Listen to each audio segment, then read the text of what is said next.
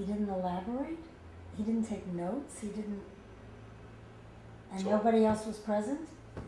Nobody seems to know.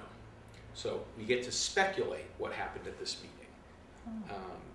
And so the notion of Galileo and John Milton kind of having this, what to have been a fly on the wall at that meeting. There's a famous painting of the two of them sitting there, but nobody really knows what happened. Who painted the painting? Nobody of particular import. It's a painting, I think, even from the 1800s, not from the period. And it was just somebody imagining, not somebody who was there. Someone piqued by this, what this meeting would have been about. But the essay Areopagitica, and hence the song, was by John Milton, who basically was lashing out against censorship, not by the church, but in England. And it is considered by many historians and scholars to be actually the bedrock of the United States Constitution. How long is it? Oh, the essay is about 25 pages. And it does talk about Paolo Sarpi, one of Galileo's great muses. It talks about the Inquisition, but it was really about I think it was the printing tax. And you had to get stamps to print your books in England, and John Milton was lashing out against English censorship.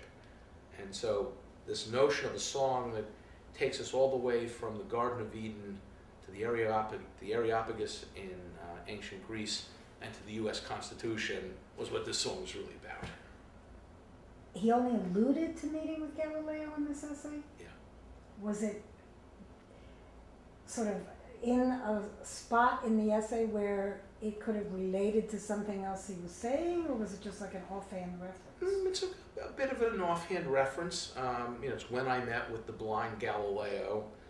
They believe that the meeting took place. People believe the meeting took place in 1638.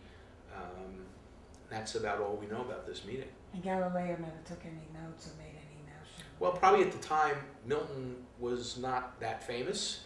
And Galileo, there was a connection between one of the Medicis, I believe, and John Milton. And I think John Milton was the nephew of one of the princes or something, and probably Milton used his connections to get a meeting with Galileo, and Galileo would take any visitors he could get. So this is while he was under house arrest. So this is an incredibly ambitious song. I mean, how long did it take you to write this, or think of this, or put this together in any form to bring to Alan? What did you bring to him? How did you write this? Well, it really was. I mean, musically, it's probably the most complex song. The irony is it has a guitar intro at the beginning, which was a play on Stairway to Heaven, and only the first 4 notes, and doesn't really get confused, doesn't have any sense of vibe of Stairway to Heaven, but when I play it for you, you'll see you can recognize it.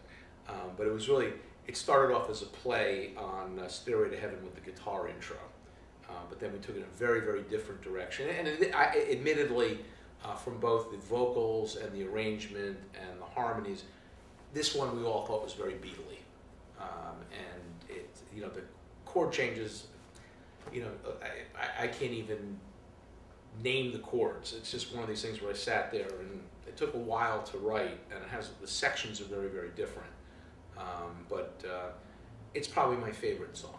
Did you write the music or the words first? Started out with the introduction, the guitar introduction. It was definitely written in sections with the verse and the chorus, and then the bridge. And once again, and this was Joe Lynn. We had already done, and yet it moves, and the idea of pulling back. So the free to come, free to go was pulled back again. So we'd sort of used that. It was so effective, and yet it moves. At least that's my recollection. I'm not sure if that's how Joe and Alan will remember it. So interesting to talk to them about all this too, at some point. But wait, hold on a second. The beginning of Stairway to Heaven is da, da, da, da, da. Yeah, you won't recognize it. It's It's only the first 4 notes. It's the famous. Da, na, na, na. It's like a scale thing, no? Yeah. The first guitar. When we get done, you want me to show you, or just? I do want you to show Let me. me see if I can. Well, I don't know. I have a guitar in standard tuning.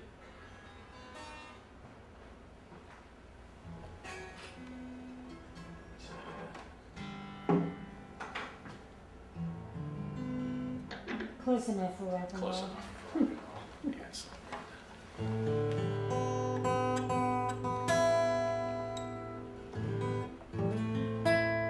That's it. All right. So I use. Oh, you're right. That's not the same. No, but it's. Yeah. This is. That's why I said it's only the first one. But the famous story is anybody who works in a music store and a kid comes in to play guitar, it's like the joke. That's what they do? They always play the first 4 notes to Stairway to Heaven. Really? So that was the inspiration. I obviously, was, I suppose. So only And 4 play notes. play the beginning of this, Arpeggio.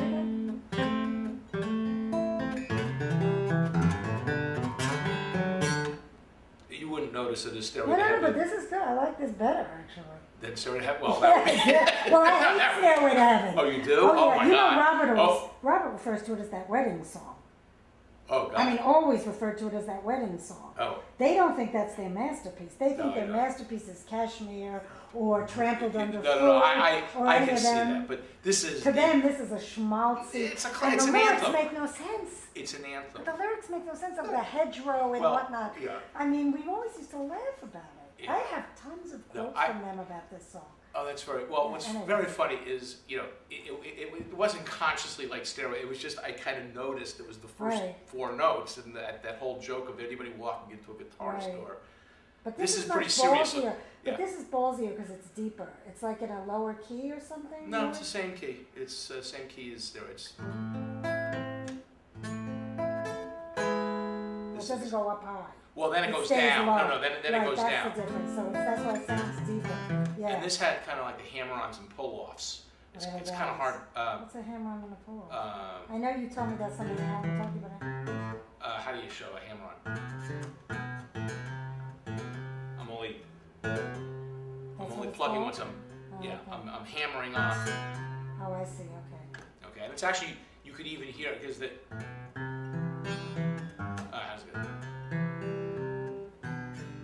But that it had nothing to do with that. But Right. the pulling off and the hammering on, so that was kind of some of the finger work that I mainly not perfected. I did in open G tuning. Right. But this song definitely challenged me musically, and the chords were very Okay. sort of jazzy, not my typical. It's definitely not the typical 3-chord rock and roll. Right. But it was a lot of, this one was a lot of sweat, but kind of a chord session. How long did it take to do? Probably Areopagitica. The music took a lot longer than the lyrics. The lyrics kind of flowed. I probably worked on that for a week or 2. So the lyrics were after the music. It flowed from the music. I mean, I knew what the song was about. Okay. Usually the way it would work is, I was intrigued with the whole notion of this essay. So I knew there should be a song, Areopagitica. It was just, how do you put that into a song? And this is where, Alan used to say, Joe Lynn can sing the phone book, don't worry about it. And Joe, actually came up with the phrasing of Areopagitica. And to me, it's like, wow, how amazing to take a word that, how many kids, and someone once compared this to Inagata Davida, Areopagitica, and it's deep. I mean, it's there's a lot of history in this. It's a pretty serious song. It's, and I always thought in writing the songs, one of the things, whether it be Led Zeppelin with Stairway to Heaven or the Beatles, a lot of the stuff wasn't supposed to mean anything. It was just supposed to be fun, and that was part of the brilliance and the genius of it. And then you had to, well, what does that mean? I thought it was kind of interesting to say, what if every sentence had a real importance and it fit in from history? And can you imagine a kid saying, when I consider how I spent my life, and then ultimately saying, wow, I should go read Milton sonnet, that's where that came from. So to me, that was the difference. It was less triviality and frivolity. It was much more, okay, let's see if we can take these great quotes and these great moments, none of which did I make up. These were really all out of the story, and say, let's see if we can put them to get the words and the music that can carry the story in a coherent way. Okay, so put the guitar back. La is emotional, important to me is music. Directly above, okay, John Lennon, Stargazer, Galileo. Rock, opera, about Galileo.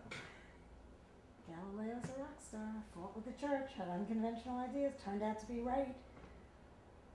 Craig was obsessed, which is always a good thing if you're going to write some passionate rock music, blah, blah, blah, blah, more balance, sympathetic view to the church, understanding of Galileo as a rogue, misled Pope Urban.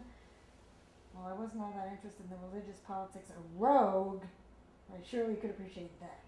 I heard the songs, most notably Save the World, which sounded like an immediate, timely commercial hit. Really liked 3 or 4 others he played for me, so I demanded to hear all the songs. 22 followed.